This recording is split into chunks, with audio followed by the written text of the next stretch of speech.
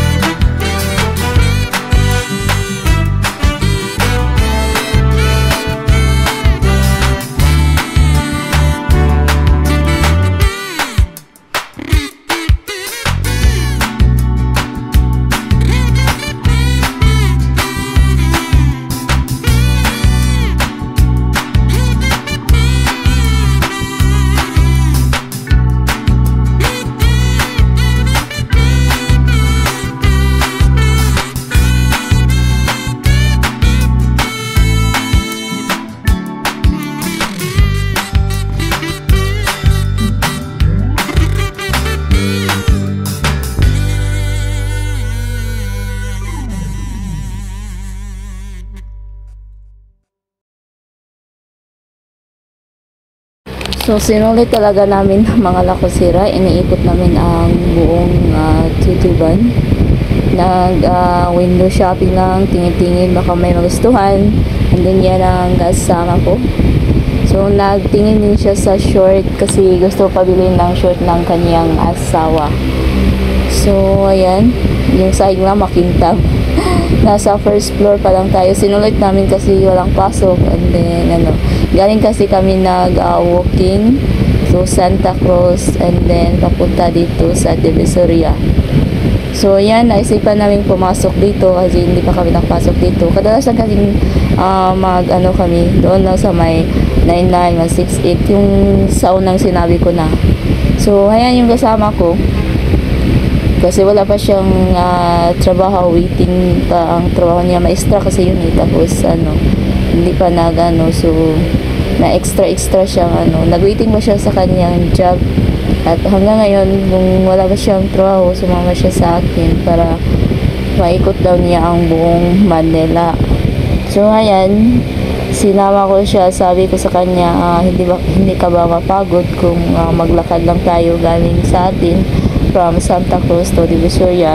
Sabi niya, hindi daw. So yan, sumama siya sa akin. Gusto din niyang mag-walking, mag-exercise. And din yung pag-uwi din namin, nag-walking din kami. Sinulit talaga namin mga lakasira. Hapon kami umano eh. Nag-umpisa kami ng 3 o'clock, naglakad kami. Pero magandang panahon, hindi masyadong mainit. And then, medyo makulimlim. Hindi naman nag-ulan. Hindi ko alam lang sa mamaya. Kasi araw-araw umulan paghapon na. Mamaya hindi ko alam. Pag uulan, hindi tayo maglakad, mag-jeep na lang tayo. Kung hindi mag-ulan pala, maglakad. Pag umulan, mag-jeep. So, to be continue naman ng mga lakotsera. So, ditong banda mga lakotsera, bumili ako ng face towel para pang lugod. Gusto ko yung towel na maliit na ilugod sa katawan, matanggal yung mga anik-anik. So yung nakabili ako isang peraso, 30 pesos. Yan ang nabili ko. Kasi babili sana ako ng sandal, wala akong napili. So ayan, pili-pili muna tayo. Ano mo gustuhan? 30 pesos lang ang isa. Maliit lang naman yun para pang lugod. So ayan mga lakotsera. Continue na lang kasi ang haba-haba at saka iniikot namin ang buong mall. First floor hanggang third floor. So, diba? So, ditong banda mga lakotsera, dito talaga ang so, mga altar ng mga ikakasal, sa mga ang daming mga magagandang pangkasal mga lakotsera. So, nakita namin dito, naglalagay sila ng design. So, yan. Ganda ng trahe de Buddha color So ditong sa to sa second floor. Kasi ang third floor mga Christmas light na yun eh. So ditong banda ba sa third floor pala. Kung gusto nyong bumili ng pangkasal or pang mga occasion, yun na yun. Dito lang kayo sa Tutuban sa may third floor. Madaming pagpilian dito. So makapili pa kayo. O diba? So hanggang dito na lang mga lakotsera ang ating today's videos for today. Dito sa may Tutuban sa may Divisoria. So akala ko talaga masisita kasi kadalasan kasi sa mga mall bawal ang mag-video. So, ilang beses na akong nasita nung